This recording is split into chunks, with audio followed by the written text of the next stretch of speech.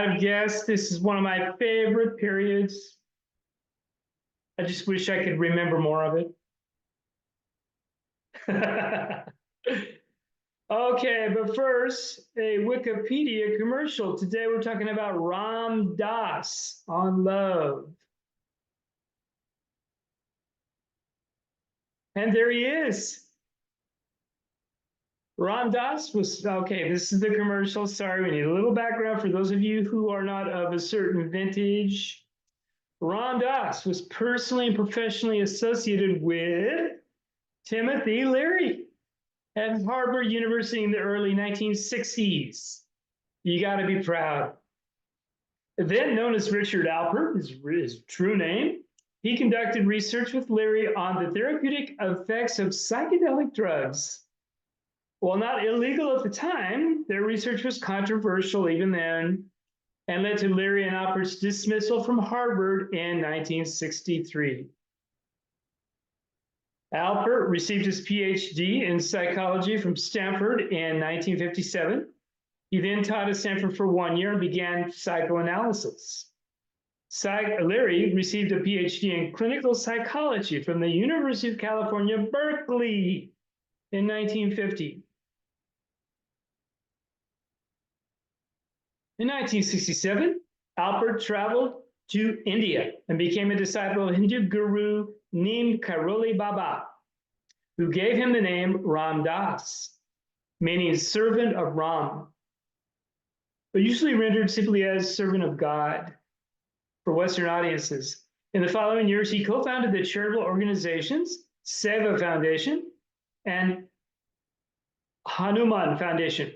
From the 1970s to the early 1990s, he traveled extensively, giving talks and retreats and holding fundraisers for charitable causes. In 1997, he had a stroke, which left him with paralysis and expressive aphasia, which is I didn't know what that was. It's you can't use certain words and you have to relearn. Sometimes you do and sometimes you don't. In 1997, he eventually grew to interpret this event as an act of grace, learning to speak again. He was one of the lucky ones, and continuing to teach and write books. After becoming seriously ill during a trip to India in 2004, he gave up traveling and moved to Maui, Hawaii. If you've ever been on that road to Hana, you drove right by where his house was. And he hosted annual retreats there with other spiritual teachers until his death in 2019. So he passed away pretty recently. That's Leary, and that's Leary too. And there's our Ram Dass having fun at Harvard. Ram Dass was quite the accomplished scholar, writing 13 books. This is slide 5. I'm getting screwed up here. Oh, slide 4. Sorry. Here we go. Ram Dass was quite the accomplished scholar, writing 13 books, including the seminal classic from 1971, Be Here Now. I'm hoping someone else has read that here. Lava, you haven't read that? Oh dear, oh well. Dubbed the countercultural Bible in the New York Times.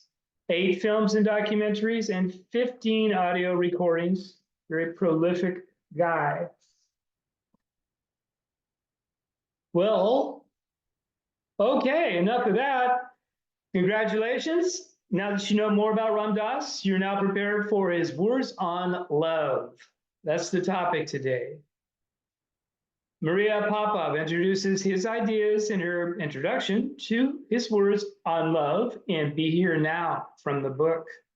I bought that book in probably the second year it was out, by the way. When you truly love somebody, there is no version of reality in which what is good for them is bad for you.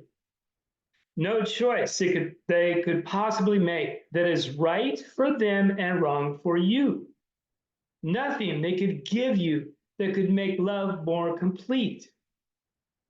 This is a difficult notion, and it is for a Western mind to grasp. Too easy to mistake for psychopathology or codependence. too quick to slip into the tyrannical romantic idea of merging man and woman, or man and man, woman and woman. At its heart is something else altogether. It's a kind, and I love these words, a kind of transcendent ego dissolution under which the self ceases to be and becomes being. This is love.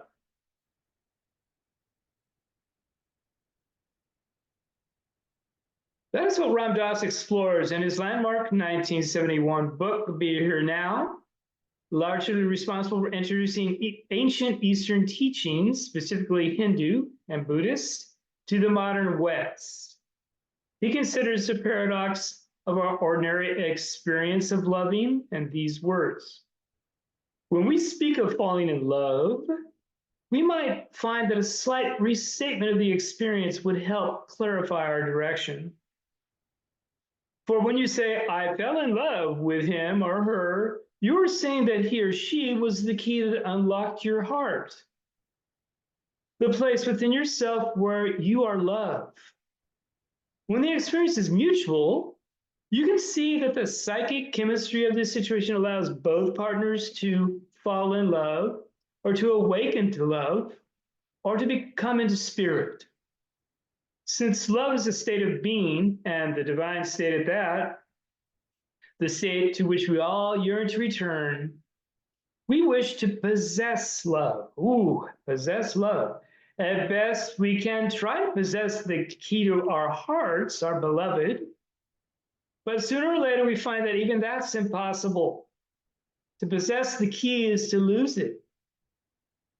A remedy for this paradox comes from a central concept in Bhakti Yoga, the non-dualistic merging of lover and beloved into a single totality of being. We're going deep here.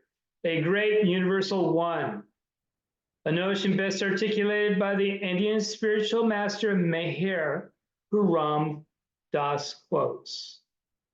And here's his picture. There's Ram Dass in India.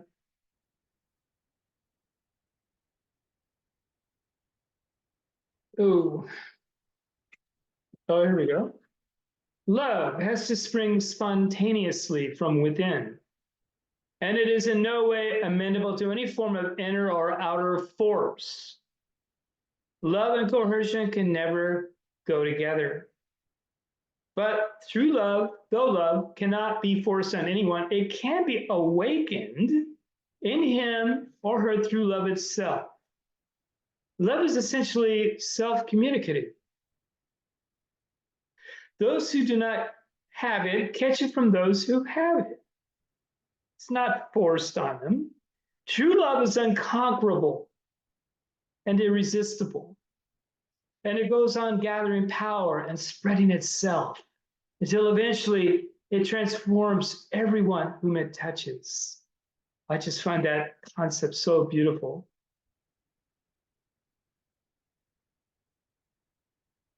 And this is a statement I love from Ram Dass. When you are in the presence of unconditional love, that is the optimum environment for your heart to open, because you feel safe, because you realize nobody wants anything from you. The minute that heart opens, you are once again letting in the flow. And that flow is where you experience God.